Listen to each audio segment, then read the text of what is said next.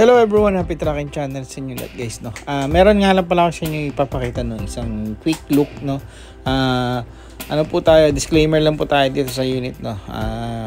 For entertainment purposes. And then yun guys, ito pakita ko nga pala sa inyo itong 6M17 na napaka-pogi, napakaganda, bubble top, manual transmission. As you can see guys, no, wala kang may pipinta sa unit dahil nga super chrome body, yan, pati yung secondary niya super good, class A.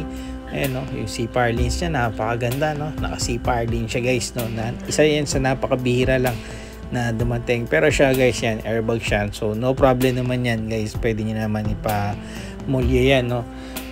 Pag mga ganitong klaseng unit guys, asahan nyo hindi po siya ganun ka-budget meal, no. Asahan nyo magkakapresyo po talaga siya, pero sulit na sulit ang investment nyo sa ganitong klaseng type ng unit na makukuha nyo. Yan, no, napakalinis niya, no.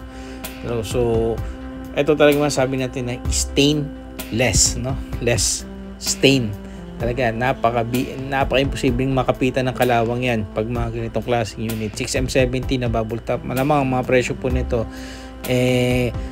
maaaring umabot na siya ng 1.9 or 2 million something, no. Ayun, so guys, ayun nga, maraming salamat sa panonood nyo. Quick lang naman to, no, quick uploaded lang naman to para sa mga magkagusto. At expected nyo, nandito na po yan sa Pilipinas yung unit na yan. At ito nakikita nyo yung actual na bidding sa Japan. At nakikita nyo kung magkano siya umabot.